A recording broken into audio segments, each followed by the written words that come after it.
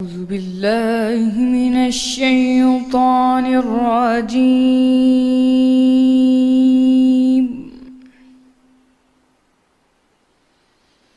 بسم الله الرحمن الرحيم.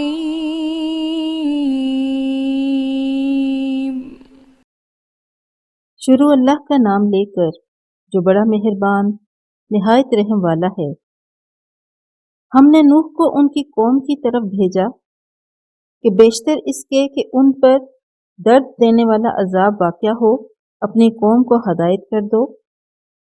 انہوں نے کہا کہ بھائیو، میں تم کو کھلے طور پر نصیحت کرتا ہوں کہ اللہ کی عبادت کرو اور اس سے ڈرو اور میرا کہا مانو۔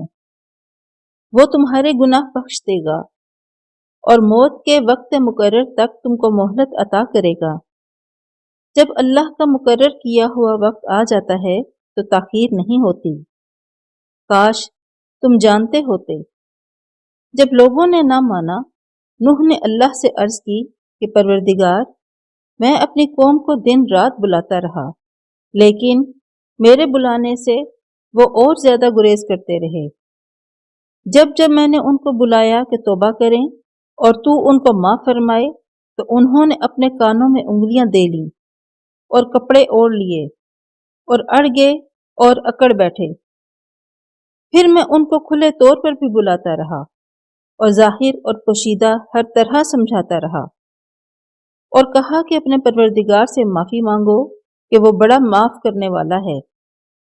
وہ تم پر آسمان سے مینا برسائے گا اور مال اور بیٹوں سے تمہاری مدد فرمائے گا اور تمہیں باغ عطا کرے گا اور ان میں تمہارے لیے نہریں بہا دے گا۔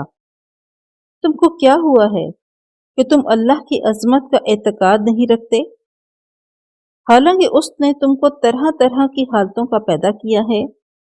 کیا تم نے نہیں دیکھا کہ اللہ نے 7 آسمان کیسے اوپر تلے بنائے ہیں اور چاند کو ان میں زمین کا نور بنایا ہے اور سورج کو چراغ ٹھہرایا ہے، اور اللہ ہی نے تم کو زمین سے پیدا کیا ہے، پھر اسی میں تم کو لوٹا دے گا اور اسی سے تم کو نکال کھڑا کرے گا۔ اور اللہ ہی نے زمین کو تمہارے لیے فرش بنایا تاکہ اس کے بڑے بڑے کشادہ رستوں پر چلو پھرو۔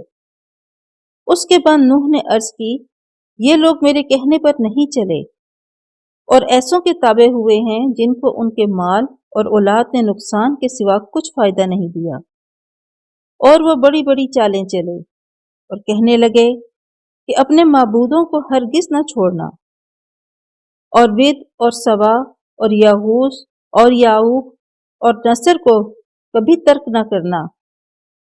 پروردگار، انہوں نے بہت لوگوں کو گمراہ کر دیا ہے، تو ان کو اور گمراہ کر دے۔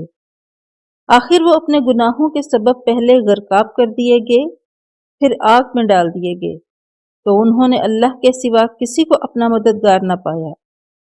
اور پھر نوح نے یہ دعا کی کہ میرے پروردگار، کسی کافر کو روئے زمین پر بستہ نہ رہنے دے۔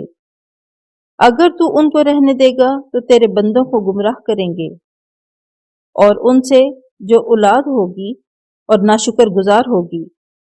اے میرے پروردگار، مجھ کو اور میرے ماں باپ کو اور جو ایمان لا کر میرے گھر میں آئے اس کو اور تمام ایمان والے مردوں اور ایمان والی عورتوں کو معاف فرما، اور ظالم لوگوں کے لیے اور زیادہ تباہی بڑھا۔